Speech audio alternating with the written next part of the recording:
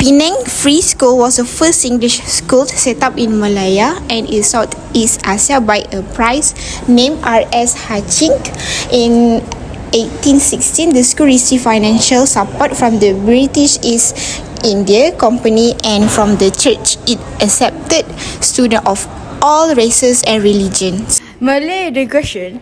The earliest Malay school was the Malay branch of Penang Free School and it was built in 1855.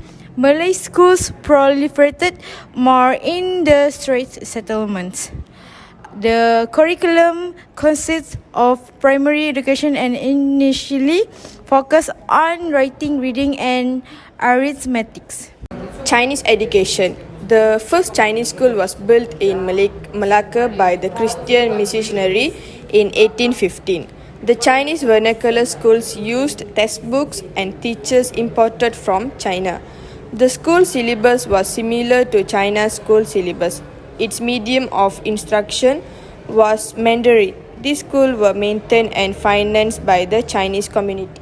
Hi, today we would like to talk about the Malayan General Election 1955. So the Federal Legislative Council General Election 1955 held on 27 July 1955 were the only general election in Malaya before the country's independence on 31st August of 1957. So in this general election, apart from the Alliance Party comprising United Malay's National Organisation, which means UMNO, the Malaysian Chinese Association MCA, and the Malayan Indian Congress MIC, which represented the three major races in the Federation of Malaya. Other parties that contested were National Party, the Pan-Malayan Islamic Party, PMIP, later known as PS, National Association of Perak NAP, Perak Malay League, People's Progressive Party and Labour Party, as well as independent candidates.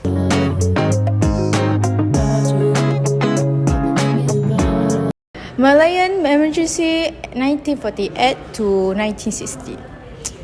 So for introduction, the Federation of Malaya declared a state of emergency in Malay on the 18th of June 1948. The second one, destruction and pain. The Communist Party of Malaya, led by Cheng Peng, launched a guerrilla war against the British and used violent tactics in term to cripple the economy. There are few destruction and pain. For the first one is murder in Sungai Siput. This tragedy saw the death of 3 European estate managers, namely T.G. Christian, A.E. Walker and J.M. Ellison. Their murder rocked the country and led to the proclamation of emergency laws in Perak. And for the second one is rubber trees hacked by communist aggressors. So the communist terrorists retaliated against the non-cooperation of the rubber plantation owners by hacking rubber trees. And the third one is Bukit Kepong incident. This strategy occurred when approximately 150 communist terrorists led by Mat Indra launched a guerrilla assault on the Bukit Kepong police station at 4:30 in the morning. So, formation of Malaysia 1963. The formation of Malaysia was officially declared on 16 September 1963 with the merger of Sabah, Sarawak, Singapore and the Federation of Malaya. The key factor that led to the formation of Malaysia was mutual interest in the need to create political and economic unity. The plan to form Malaysia was proposed by Tunku Abdul Rahman on 27 May 1961 during a speech in Singapore.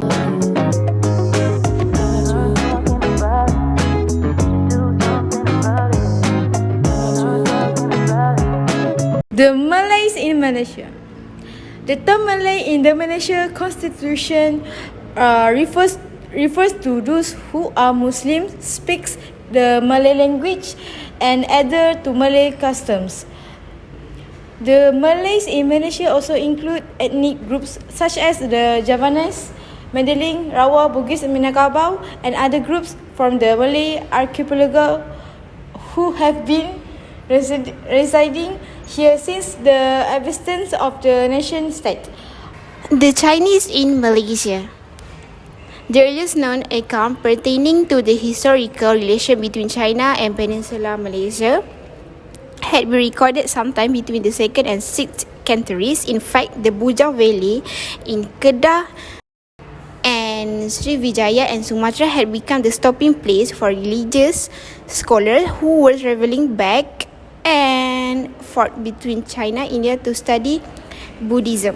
Furthermore, during the Sultanate of Malacca in the 15th century, there were records of the trade relation and early settlement of the Chinese community, now known as the Discussion of Baba Nyonya. So I would like to speak about the Indians in Malaysia. So the Indians people relation with the Malay Peninsula can be traced back to around 2000 years ago, when the traders and envoys from the Indian subcontinent sailed to the Far East to find a market, merchandise and raw materials. Before the arrival of Islam, the Hindu religion from India had a great influence on the people in the Malay archipelago, including the Malay Peninsula. This situation continued to the 50th century, where the Indians Muslims, especially those from Gujarat and Malabar, arrived who were involved in the spread of Islam.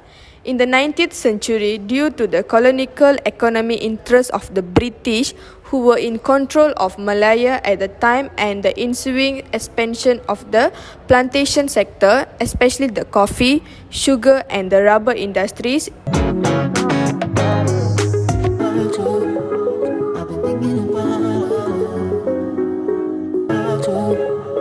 been thinking about it.